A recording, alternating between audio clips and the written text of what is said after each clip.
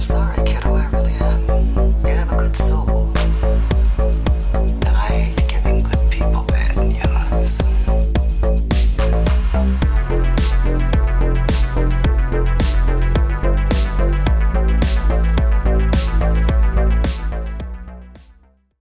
He's not Gloria Swanson, thank God. I'm not William Holden, but we did watch 1950s Sunset Boulevard. What you're trying to say is you don't want me to love you. Say it. Say it. Joe? Where are you? What's this all about? Why don't you come out and see for yourself? The address is 10,086 Sunset Boulevard. Yes, come out to see for yourself the film that reaches a new milestone of dramatic daring. Sunset Boulevard is the story of a down-on-his-luck screenwriter in 1950s Hollywood who happens to experience a flat tire and pull into a old... Well, this is an abandoned house. At the end of the drive was a lovely sight indeed. A great big empty garage, just standing there going to waste. To hide his car from the repo guys, and he takes on a writing assignment for her big comeback. I want you to do this work. Me? I'm busy. And she tries to turn him into a kept man. And I think that's as deep as we need to go, because there's a lot to talk about here. There is a lot to talk about here. And this movie has been parodied, referenced so many times throughout fucking film history or yeah, TV you even history. said there was an episode, like a season of Archer that was based on this, and it Yes. never clicked for me until you said that.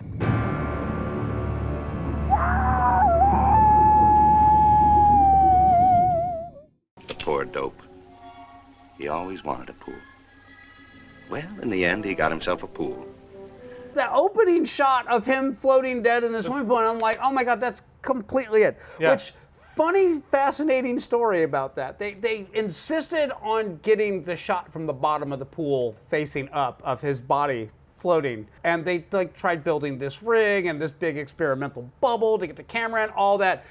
None of it was working. They couldn't quite get the results that they wanted. And so somebody came up with the idea of, well, why don't we just put a mirror on the bottom of the pool and then shoot straight down? And that's how they got that shot, which is clever, is great. genius. So, Simplicity.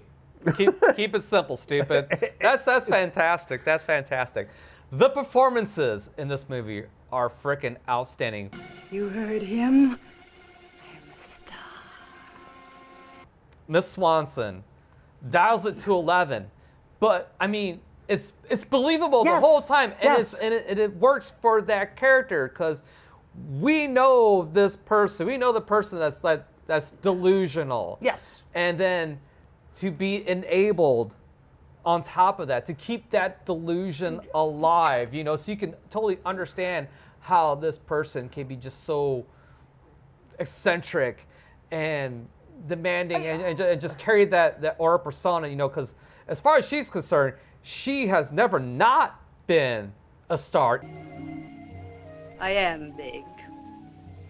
It's the pictures that got small. Even though the studios don't call it anymore, deep down she knows that she is still the great actress. Yes. I just need a script for my big comeback. Yes. And that's where Joe comes into play. I was going to say, the lead-in for this, we start off with the shot of him floating dead in the pool, and you know, he's got this very hard-boiled film noir intro and voiceover, and I love that about it, because this completely subverts your expectations. Mm-hmm. And so when we get to the fact that, you know, he's down on his luck, he's behind on his car payment, he's 3 months behind, and he's got to come up with like $270. And so he decides that, you know, he's going to pull out the stops and try to get something sold to his studio. So I sat there grinding out original stories, 2 a week. Only I seem to have lost my touch. And he has this whole little pitch meeting and all that. Yeah. And then he meets Betty. I'm sure you'll be glad to meet Mr. Gillis. He wrote it. This is Miss Kramer. Who comes in and basically blasts it like, yeah, I read that script, it kind of sucked. What's wrong with it? It's from hunger. Nothing for lad? It was just a rehash of something that wasn't very good to begin with. and then he sees the finance guys outside, and the fact that this is all happenstance, that he just happens to be on Sunset Boulevard and he pulls into the wrong driveway to hide the car to get away from the guys that are trying to repo his car. But there's a word that I used yesterday, verisimilitude, and it is, the illusion of truth. And the funny thing about it is Sunset Boulevard is where the original first Hollywood studios were built. Originally, the first studio that was built on Sunset Boulevard was Nestor, and that was 1911. And she's a silent film star, which means that she was literally building a house on the most desirable piece of real estate in Hollywood at the time, because she's also on Sunset Boulevard, and she's right there next to where all the studios are built. If I remember correctly, all the stars of that era built on that street, so it wasn't just her. If you were top tier talent, that's where you lived, so that you could just go straight to the studio and and when you were done with your day of shooting, you would come back. And it's like, you have to be an insider to know that kind of stuff. And this movie really peels back all the trappings of fame, everything that goes with it. Because even nowadays, like everybody, you see somebody that's famous and they're rich and they're this and they're that, and it's like, there's a reason these people become shut-ins. Because when going to the grocery store, you get mobbed by 50 assholes, that want to take a selfie with you just because you needed to go and pick up some tomato sauce. There's a reason why they start hiring people or going to super exclusive places. It's not for them to flaunt their wealth. It's for them to get the fuck away from you. So that's part of it. Now, don't let's be small about such matters. We won't keep books. And then the other thing that I really appreciate about this is that they were talking about Gloria Swanson's character in the film and how she was discovered as a 17-year-old girl. You didn't know Norma Desmond as a lovely little girl of 17 with more courage and wit and heart than ever came together in one youngster. And that she was the biggest star and that she was responsible for Paramount Studios even existing. Turns out that that's all kind of true when it comes to Gloria Swanson. She was a silent film star. She was actually the most bankable silent film star of her era. In 1925, she was offered a $1 million a year contract by a major studio to just produce 6 films. And that was back when $1 million was a lot of money. So $1 million, that's still a lot of money. Yeah. Now, here's the other thing about this. If you pay attention to the details, because there's a lot of details in this film that, will go right past you. You won't have missed anything, but you won't appreciate how great this screenplay is that literally she makes the comment that she's been waiting for a phone call from Paramount for 20 years. She's 50 in this film. That means that for them, her career ended when she was 30. I can tell her you're all tied up in the projection room. I can give her the brush. 30 million fans have given her the brush. Isn't that enough? And I mean, that's par for the course, though. Yeah. Well, it was the beginning of the course. When you're getting past your 20s, it's time to move on. I was going to say, nowadays it's not so much that anymore. And I'm going to tell you right now, I credit American Pie. I credit American Pie for introducing American culture to the concept of MILF. A guy like Stifner. Dude, I took some MILF. What the hell is that? MILF. Mom, I'd like to fuck. Yeah. Because suddenly, out of nowhere, out of this little comedy film with Eugene Levy and a bunch of up-and-comers that no one had ever heard of before, suddenly, all of a sudden, you know what? You could be 40 and still be hot. MILF! MILF! MILF! MILF! Dude, what are you doing to her, dude? You could still be fuckable at 40 years old. Thank you, American Pie. But prior to that, any woman over 27, 20, oh, she's getting up there. And that was like the prevailing logic of the time. What you're trying to say is you don't want me to love you. Say it. Say it. Yeah. But anyways. But you understand my point on that one, was that like the idea of aging out. Charlize Theron is in her 40s. She just did Atomic Blonde not too terribly long ago, and that was like a kick-ass action film, and she owns it. So thank you, American Pie, for changing the mindset of people. Thank you that we still have Amy Adams, who is in her 50s now. I don't know. And who is in Boogie Nights? Oh, Heather Graham. Well, Heather Graham is in her 50s now. Yeah, she's 55 now. And then you got the other one, the redhead in Boogie Nights. Yeah. This lady. Yeah, she's 64. Yeah. Still bangable. Yeah. Still hot. And I'm just gonna say, looking at this movie through those eyes, I see Gloria Swanson, and I think Gloria Swanson's an attractive older woman. She's nothing to sneeze at. But here we have, Joe. We have Joe. Well, he's supposed to be 25. Are you trying to be funny? Because I'm all out of laughs. People looked older, younger back then. That's the best way I can explain it. Yeah. But I'm like, literally, when their relationship starts, he shows up at the house, and he's hiding from the repo guys. I want to talk about this briefly because I'm struggling with this one, and this is like the one thing in the film that's the unanswered question that I would love your insight on.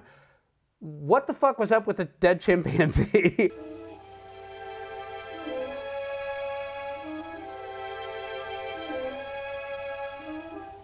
Because when he shows up, she thinks he's from the funeral home, and he's there to get a casket together for the chimpanzee. And they show the deceased chimp, and they actually show the funeral, but he's like, no, that's not me. That's not what I'm here for.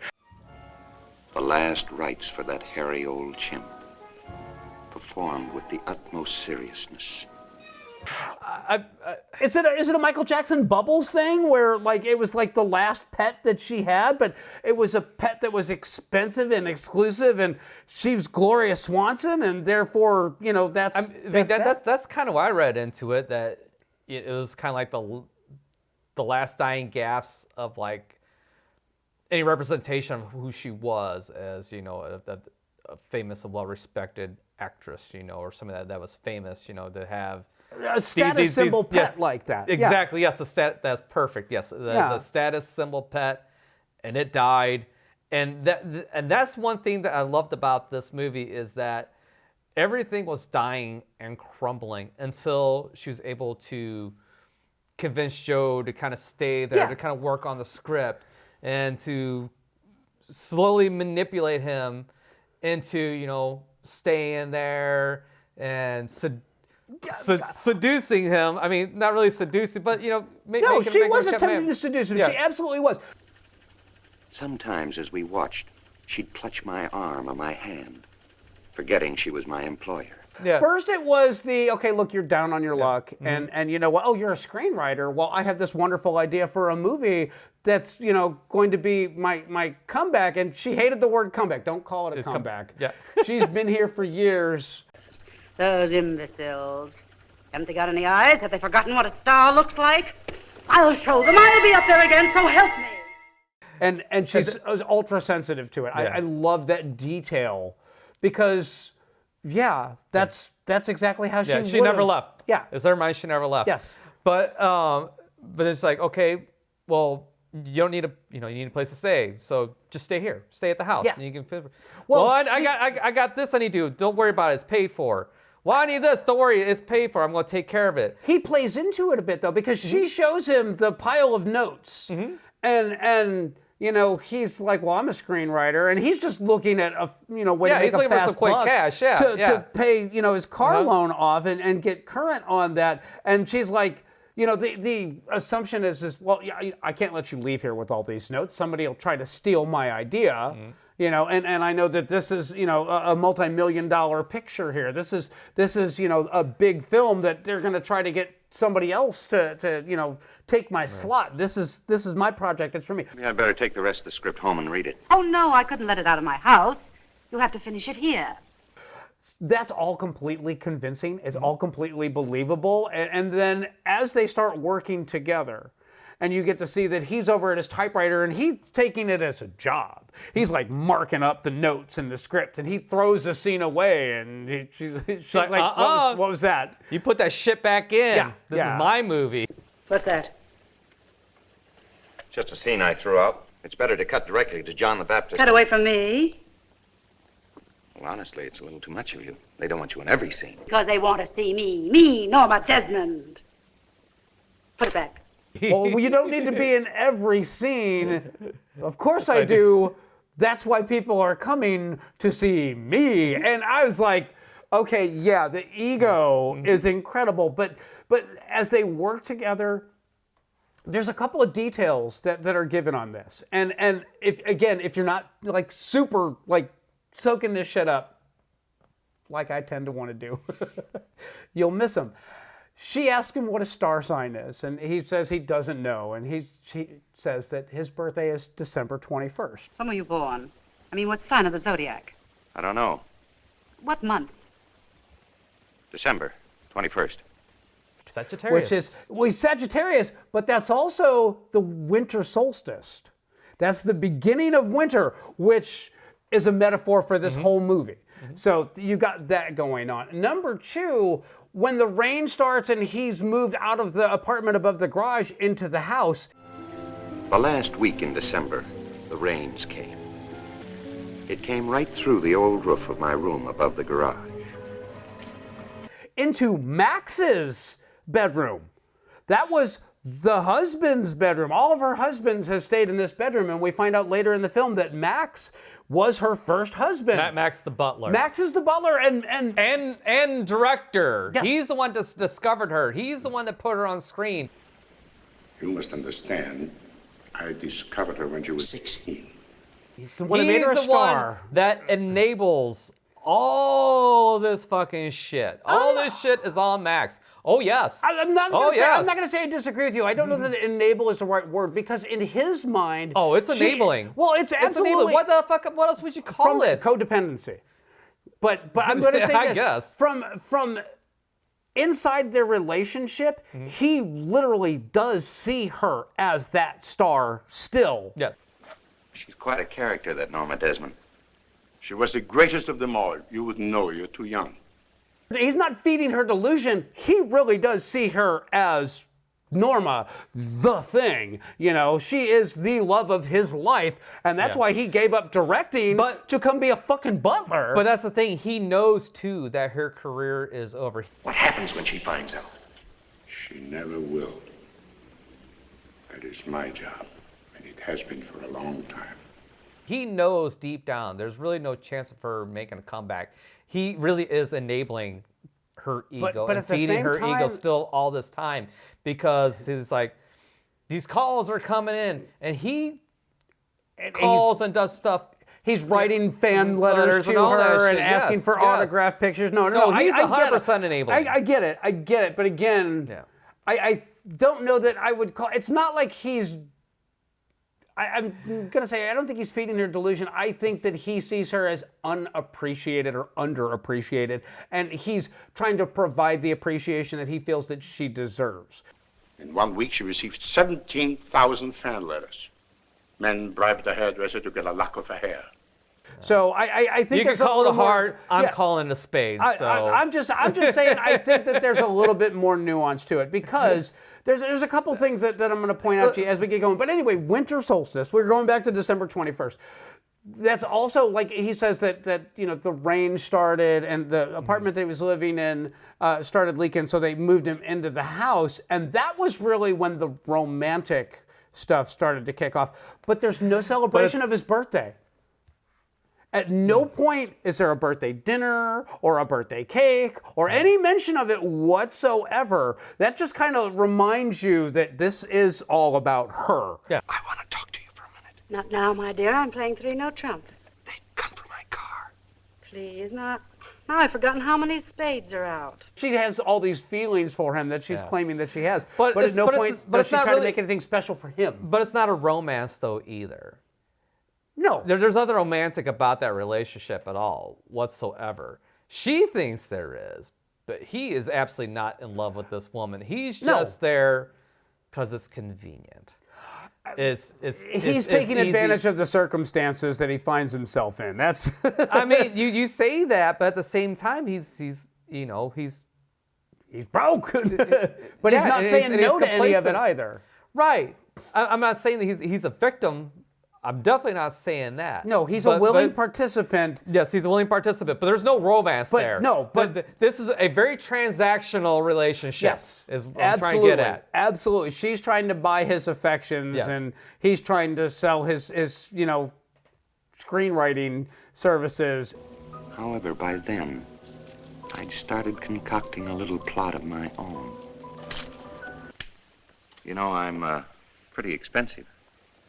I get $500 a week. I wouldn't worry about money. I'll make it worth your while. And I guess therein lies the whole funny thing about this. We go through all this, and you know, we have the subplot with Betty, and she dug through all of his notes, and she found the one, and it had an idea in it, and they start working on a screenplay together. But she dug through all of his former, submissions to find one item, and then when he turns the script in to Paramount, and they're talking, one of the guys walks up to the director and says, Norma Desmond is coming in to see you, Mr. DeMille. Well, she sends it to Cecil B. DeMille, and Cecil B. DeMille, It must be about that awful script of hers.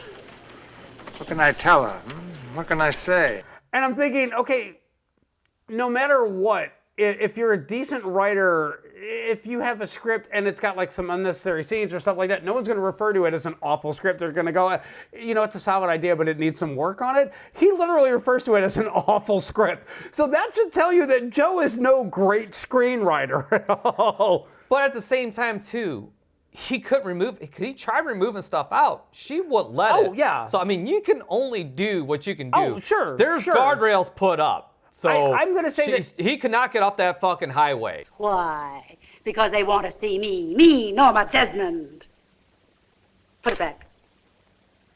So while you say, oh, Joe isn't that great, which Joe really wasn't that great, because even he kind of admits that he's kind of a hack fucking writer. Yeah. or kind of going through a slump of some shit. I think he got lucky. He sold a couple of early ideas that nobody had really done before. But at the beginning of the film, he's like, I was hammering out ideas. I was writing treatments, just putting anything I could to paper to try and sell something. Yeah. Maybe they were too original. All I know is they didn't sell. So, I mean, he's got a track record of he had a very early win, which is probably the worst thing that could have happened, because he thought, oh, I made it, I've arrived, and started living way beyond his means, which is that car, and that killed his productivity and his creativity because he thought it would be easy. Kind of like this channel. But anyway, subscribe! but she discovers this little piece of a story, and it's like, hey, let's work together on this, because I'm one to be an aspiring writer, talking about Betty here. Yeah. If there's anything in Dark Windows you can use, take it, it's all yours. Well, for heaven's sakes. Come on in, have a chair. I mean it. It's no good to me anyway. Help yourself. And, hey, come and help me.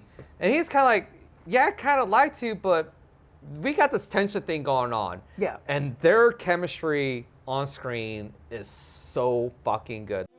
And may I suggest that if we're ever to finish this story, you stay at least 2 feet away from me. Like, you can feel it right there. It's like, he's doing his best to avoid this situation. Yeah, because she's engaged to his good friend, the associate director. He's an assistant director or second unit director. He's the guy that shoots extras and insert shots for other movies. But yeah, no, I love that. I love that he does try to keep everything at arm's length, and they have so much in common. And they work so well together when they're actually hashing out their screenplay. Yeah. Nobody knows when they'll get back. Good. What's good about it? I miss him something fierce. I mean, this is good dialogue along in here. It'll play.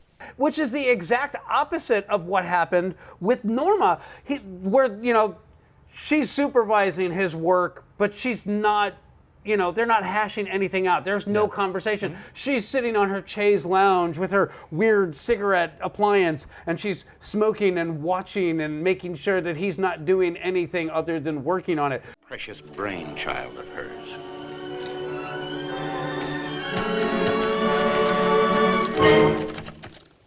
What's that?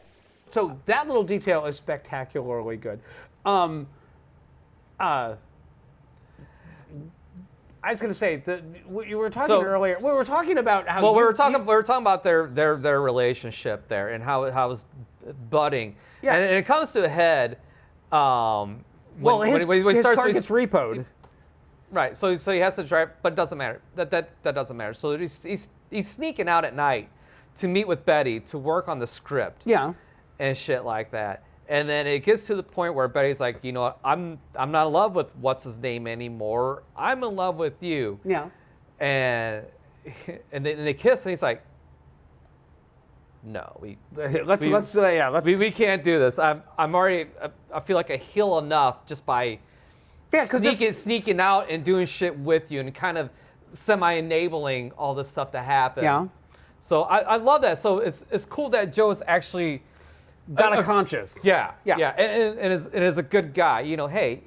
Well, I mean, you kiss somebody's girlfriend. You know, shit happens. You know, at least you did like really act on it past that.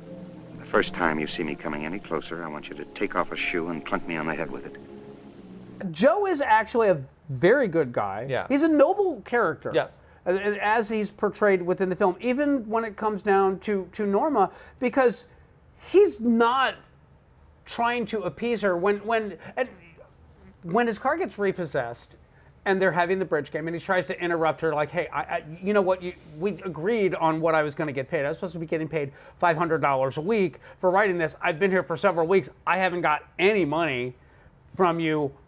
They're taking my car. And she's like, nonsense, I have a car. We don't need 2 cars, we have a car. Not one of those cheap new things made of chromium and spit. It's a beautiful car. It's a handcrafted car. It cost $28,000 back in the day. But when they show the car on screen, if you look very closely, you can see that there's chips and cracks in the paint and there's little bits of rust on it here and there. Very indicative of her and her status in Hollywood. Hey, here's that funny car Gordon Cole was talking about. Yeah. Mind if we look it over? What's so funny about it? And again, the details, the fine details. At the time that it was purchased, it was the absolute peak of luxury. It was a handmade car. It wasn't chromium and spit like those newfangled cars that your kids are driving.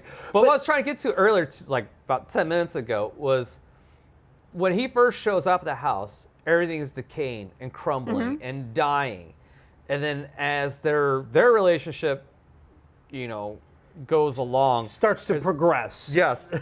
Everything reverses. You know, the pool's in disarray. It's empty. There's rats in it.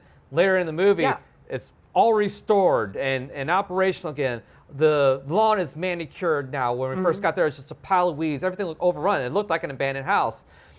3/4 of the way through the movie, everything looks new again and restored and, you know, everything back to its former life glory. has returned to it. Yes. And which is, you know, again, this movie is chock full of details and metaphors, and that's most definitely one of them. That now that she's actually back and she's got a creative person and they're working on a script and it's supposed to be her big comeback, she feels alive again. And that's exactly what that's all indicative of. So they're not just telling you the story, you know, verbally and you know, a lot of visuals. There's a lot of visual storytelling.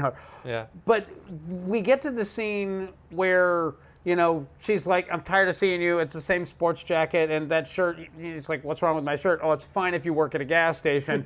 She decides that she's going to play, you know, dress up with him, so she takes him to the tailor. Max, what's a good men's shop in town, the very best?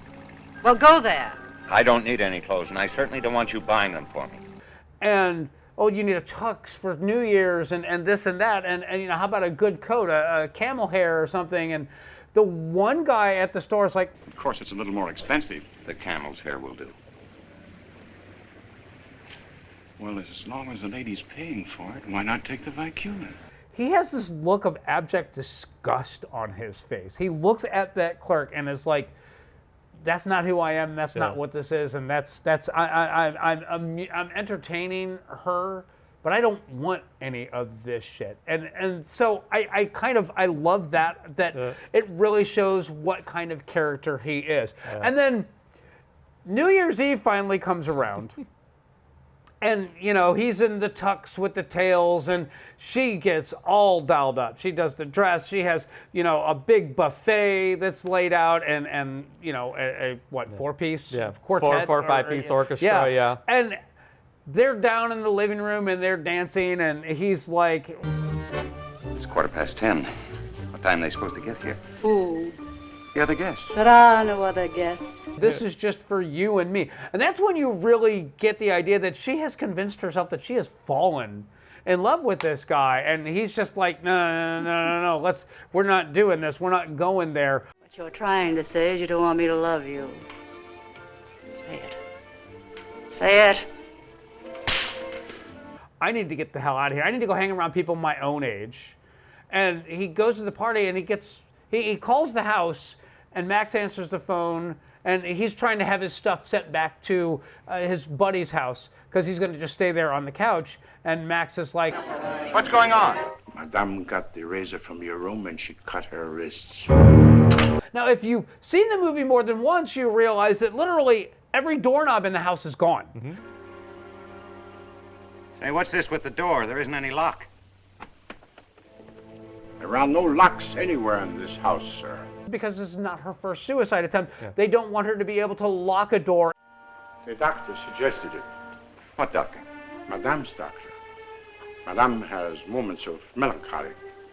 So we get payoff for that. And then we get to see that he goes back and she has the bandages. And obviously she's not an amateur. She went down the street, not across it. Because the bandage on her hand is like, all the way down. So she meant business. She was not feigning for attention. She was looking to punch the clock.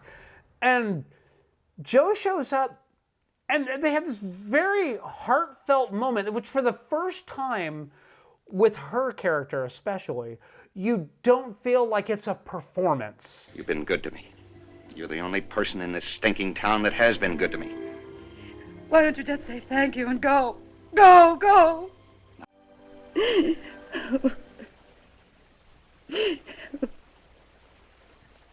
Happy New Year, Mama. It's legitimately her feeling something, you know, and she's not mugging for the camera, and because all of her big facial expressions are straight out of the silent film era. It's like literally there was no dialogue, so you had to show it all with your face, and that meant really big expressions. And everything up till that point in the movie, every time you see her face, she's always whatever emotion she says to be feeling. You say it's not a performance, but I think everything that she does is a performance, because she still thinks she is a movie star. Oh, yeah. She thinks that every waking moment there's a camera on her, even if there isn't. So to me, that's still a performance. And it works very well, because she dupes Joe. Joe gives her the pity fuck. Yes, that's what happens here. She gets the pity fuck. Happy New Year, darling.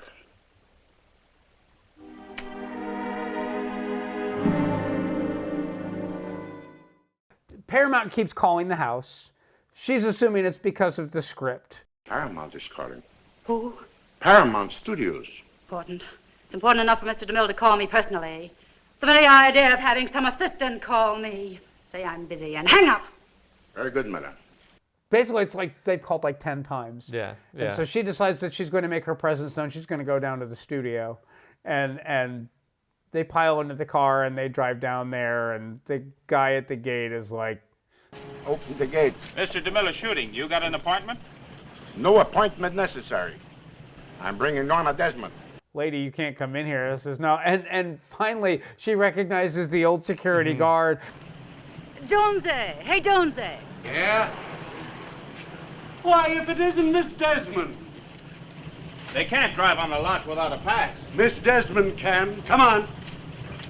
Let the newbie know that there wouldn't be a Paramount Studios if it wasn't for me. Yeah. And I love that scene, but I also love the scene where they go to where the director is, and they go into the studio and everything stops.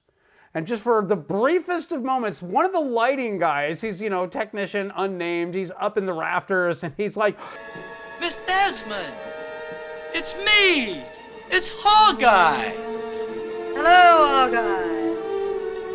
He turns the spotlight on her, and suddenly all the extras that are there and hangers-on and all this are like, is that Norma Desmond? And they start gathering around her, and you get to see her as she was, as she'd like to be again, with a crowd of adoring fans all the way around her.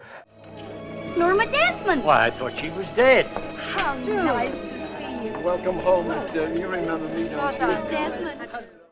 So you have the crowd of adoring fans around her, and then, ironically, or not ironically, purposefully, Cecil B. DeMille says, Targa, turn that light back where it belongs. and it's like, yeah, that's pretty much exactly what the studio did to her. Yeah. You know, they decided she shouldn't be in the spotlight anymore, and that's really what ended her career. And, here's the funny thing is anybody that was smart would recognize that there's still currency there. Yes. She's still a very bankable star. If all these people here recognize this person for the legend and crowd around her, there's something to be had there. Yeah. Yes. Yeah, and not only that, but she was one of the few actresses that made the transition from silent films to talkie films. Gloria Swanson. Real life Gloria Swanson. She actually started as a silent film actress and transitions to talkie when a lot of actresses couldn't make the leap. In some instances, it was because, unbeknownst to American audiences, they had very thick foreign accents because they were from Germany or Belgium or France or you name it. Some of them had really annoying voices, which was so much a case that Singing in the Rain is all about a silent film actress with the most annoying voice that has a Jersey accent she can't get rid of. But she's famous for doing all these historical dramas. So it was a real thing, and you're absolutely right. If the smart money would have said, okay, you know what? Legacy actresses have a place. There is still money to be made with her talent and her name. She is still bankable. But no, you're absolutely correct. And that was Cecil B. DeMille. Just in case you're wondering, Cecil B. DeMille was the director sitting and playing Cecil B. DeMille. So I find it ironic that he's kind of driving the nail into himself for his treatment of these silent film actresses on camera for the whole world to see. But still, even in the 50s, just that's still the prevailing winds. 50s, 60s, 70s, 80s, 90s. Again, thank you, American Pie. MILFs, love you. MILF, dude, hey, dude, what are you doing to her, dude? The number of beautiful and talented actresses that aged out of a career, it was like you can play a teacher or you can play the main character's mom. That was the only roles that were left for women once they hit a certain age, and that was the prevailing wisdom for the longest time. So that's only come to change here recently. Let's get back to the story here. I was going to say. So we have we talked about the kiss with Betty and Joe, and Betty's upset about this. I'm not in love with him anymore. That's all. What happened? You did? And so, and also Norma figures out that Joe's there's out somebody else. Yeah, there's somebody else that he's interested in. And so she's calling Betty constantly. Giving her a rash of fucking shit. Who are you? What do you want? What business is it of yours anyway? Miss Schaefer, I'm trying to do you a favor. Joe finds this out and is like, hey, Betty, come to this address. I will reveal everything. I'll put all the cards on the table for you. And so she shows up.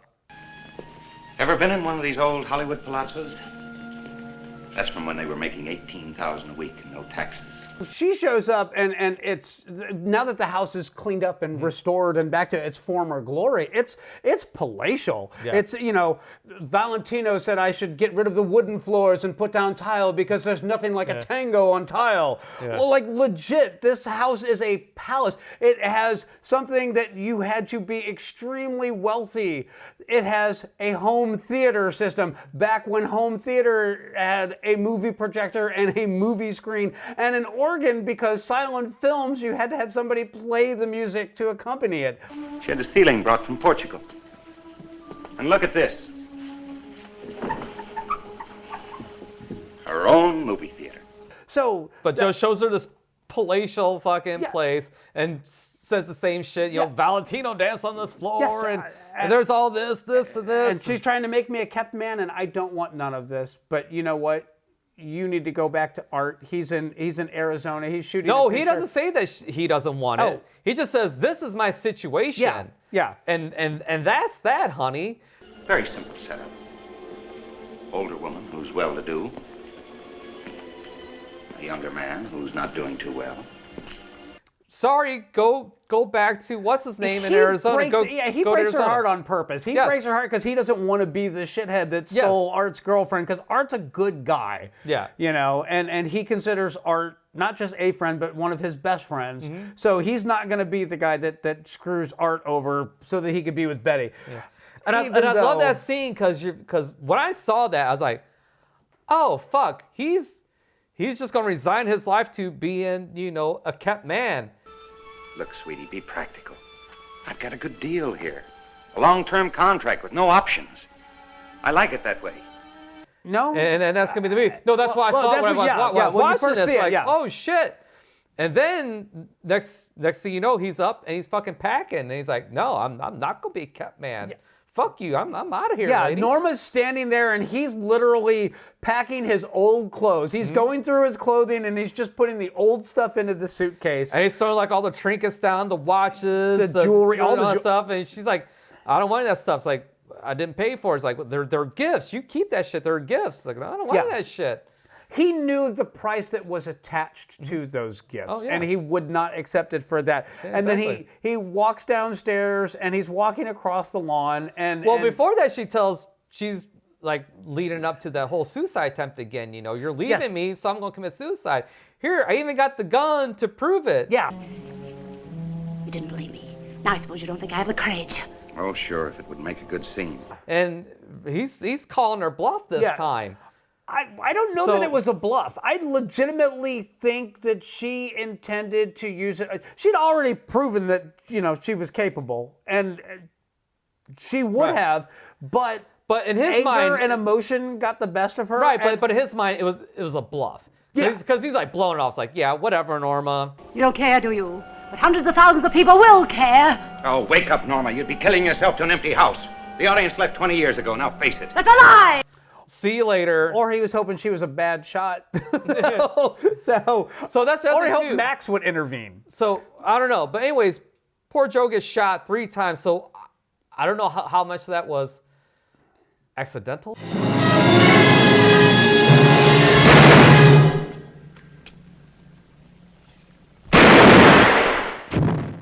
Or intentional? Oh, no, none of it was accidental. He was walking away, and that was the one thing that Norma's character could not tolerate, was anybody walking away. She had to be the one that would end things. Anybody else to do it, how dare they not know their place? No one ever leaves a star. That's what makes one a star. And that was literally it. She assumed he was bought and paid for. That was her man. Yeah. You know, and when he rejected all of it, because Max, her first husband, was now living in the house as a servant, as a butler. Think about the humiliation involved in that. And the fact that he saw all the other guys come and go to take his place. Yes. Whose room was this? It was the room of the husband. The husbands, I should say. Madame has been married 3 times. Woo! And this is the one guy that came and wouldn't. Goodbye, Norma. She did the only thing that made any sense to her character was, well, okay, I'll end you. And so she shot him twice. He was walking away twice in the back, and it wasn't until he turned. Then she shot him in the stomach, and then he falls into the pool, answering the question of, no, he's not going to wake up in the hospital. okay, because we already saw the footage of them pulling him out the next morning. It was nighttime when he fell in the pool. So there ain't going to be no miracles of resuscitation performed here, and it was 1950. CPR wasn't a thing. So I'm just throwing that out there in case you need some historical context for it. But, and she becomes despondent, and she's sitting in her mirror, and the press is all around her, and she's just... Was it a sudden quarrel? Had you ever had any trouble between you before?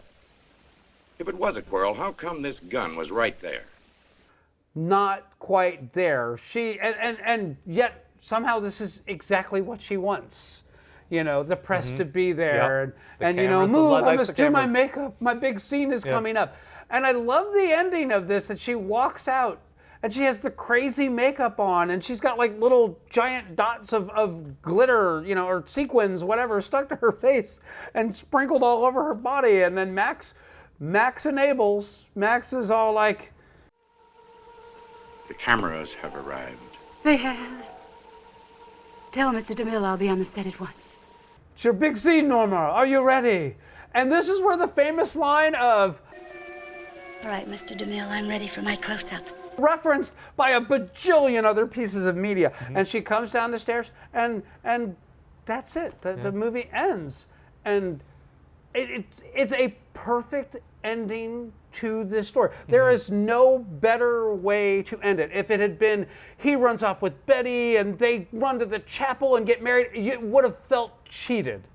That's not who Joe was. That's not what this was about. This was never going to be a happy ending because this is not a fucking happy story. So, well, it's not Joe's story anyway. It's Norma's story. Yes, yes.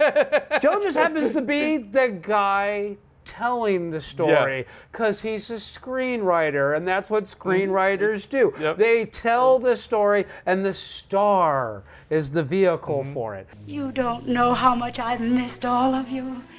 And I promise you I'll never desert you again. This movie is so meta.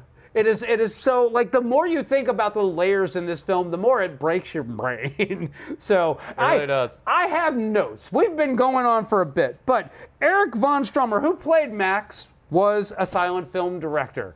Why does his performance seem so right? Because that wasn't so much a performance as him remembering what to do. Yeah, it's so much so when he was doing direction, you know, because I'm watching, it's like, oh my God, this guy knows what he's doing. Yeah, like he commands. All right, cameras, action! And the voice, like, yes, he's a commanding presence, and actually all through the movie, is very commanding because he like commands Joe to do all this shit and just everybody. I mean, he literally is a director. He was a director from, even as a servant, he was still a director. Yes, he was absolutely orchestrating the scene and making sure that Norma was always shown in her best light or gave her best performance to whatever the audience may be. You're absolutely right. Even in the car. Madame will pardon me.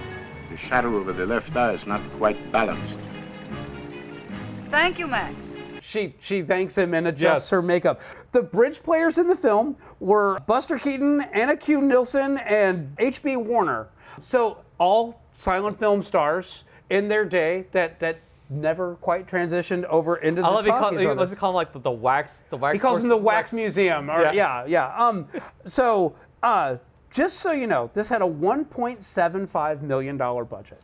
Its box office was $5 million. So it was a hit back in the day. And that was 1950 money. It was nominated for 11 Academy Awards. Best Actress, Supporting Actress, Supporting Actor. Yeah, all of the main. All the main ones. And it won for Screenplay and Art Direction. Yeah. I forgot what the third one. Funny story. So the screenplay that they were working on was Salome. Now, if you're not familiar with the story of Salome, I'm not. This is a biblical story. It's recounted in a couple of the Gospels, but Salome is this Jewish princess of legendary beauty who goes and does the dance of the seven veils, and Herodias or Herod, I don't remember which, he says, you can have any reward that you would like, and she says, I want the head of John the Baptist. Okay, so Yeah, she was Damn. so beautiful, and this dance was so alluring. So again, she still sees herself as a 25-year-old star, and her beauty is legendary and all that. The funny thing about this is that for them to be all like, oh, that awful screenplay and blah, blah, blah, 3 years after this film came out, Salome, starring Rita Hayworth, was in theaters in Technicolor, but apparently they didn't bother to get rid of the terrible script because even though you can still watch it, it's still considered a really bad movie. So,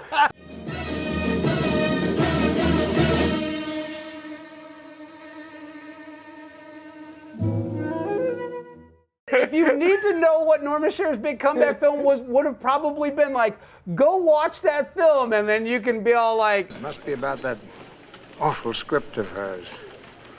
What can I tell her? What can I say? Now picture Gloria Swanson doing the Dance of the Seven Veils. And I'm going to watch this. It's on YouTube right now, actually. I want to check it out. Yes. I mean, number one, So- Rita Hayworth. Wow.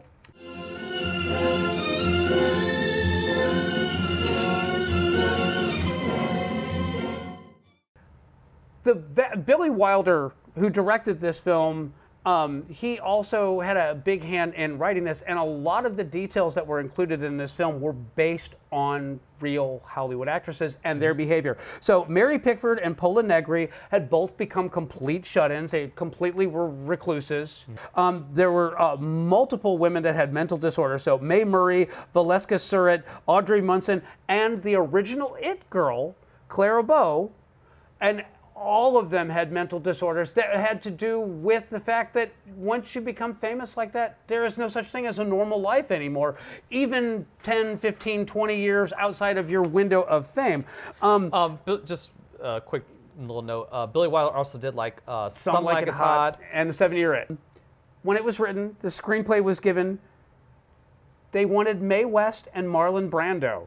I'll never forget you. No one ever does. If you watch this film knowing that this was intended for Mae West, it makes perfect sense. I see a man in your life. What, only one? Because Mae West was always known for being salacious and a little bawdy, a little naughty. Everything was a double entendre and kind of filthy. Oh, yeah. So all that tracks. And yeah, she's one of the original blonde bombshells. Haven't you ever met a man that can make you happy? Sure. Lots of times. I can't imagine Marlon Brando doing anything better with this role than how it was done in this film. So it's a nice thought, but she was offended because no one knew how old she was, and she refused to play a has-been. So they then went to Greta Garbo, who turned it down. That's funny, because she could have been the very first MILF. She could have. She could have been the very first Stifler's mom. You're not wrong. I was going to say her last movie, Mae West's last movie was like some 1977 bizarre-ass disco movie. So she was around forever and a day. I know, but I'll throw up a picture of Mae West in 1950 if I can find. No, you will. I'll throw it up in 1950. We'll see if she's still MILFy or not. Yeah, she could have, but she was still hot even into the 60s. So, but they offered this to Greta Garbo, Paula Negri, Clara Bow, which again, all silent film actresses, and Norma Shearer. So they were really going for verisimilitude. They were trying to capture all the baggage that came with being a former star. Clara Bow was like the biggest actress in the world for a very long time. And there was an advertisement. That name is You're not going to recognize anything that she's been in because a lot of lost media there.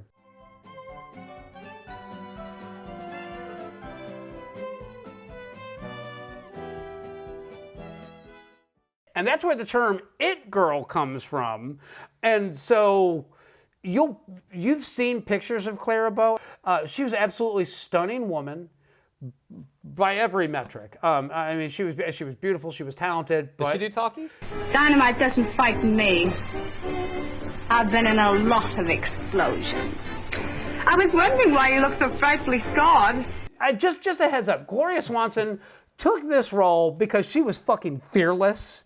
And after all the turndowns that this movie had gotten, the fact that she got this and she was all like, oh, payback, motherfuckers. That's exactly what this movie needed. And so she didn't hold anything back. She played this movie to the bone. There's nobody that could have given the performance the way that she did, with the nuance and depth and yet bombacity, you know, that she did. She was spectacularly good in this film. At one point in time, she was the most bankable actress in Hollywood. We talked about that a little bit already. She continued to act all the way up to 1975. Now, funny story is that she had that huge offer. She turned it down. She decided instead to buy into United Artists. And her buying into United Artists, which I believe she had to buy like 100,000 shares of preferred stock. So that's a hell of an investment. And she turned down $1 million a year to do this. But because of that investment, she got her own production studio, and she got to discover new talent, and she got to basically move the scale. She got to pick what kind of stories and what kind of movies, so that women her age that had been forced out by the studios would have someplace to still go and be viable artists. So fucking kudos to you, Gloria Swanson. She did radio. She actually did a radio program for RKO. She had a Gloria Swanson variety show that was huge for a very long time. And she acted all the way up to 1975. And her last role on film was Gloria Swanson as Gloria Swanson in Airport 1975. Why, if that's not the fucking biggest kick in the balls to the whole Hollywood studio system, I don't know what is. Who are you going to be in your last movie role? Me? And fuck you for asking. I'm the fucking star here, damn it. That's a baller fucking move there. I'm glad you picked this movie. I saw it once prior to this, long time ago. So long ago that watching it again was like watching it again for the first fucking time. Fucking loved it. Thoroughly enjoyed this movie, man. Like totally from beginning to end. And as soon as you see that opening shot with Joe in the fucking pool, you're like, I've seen that. I don't know how many fucking times and some other things. That's where that fucking came from. And, you know, the whole, the ending famous line, you know, Mr. DeMille, I'm ready for my close-up.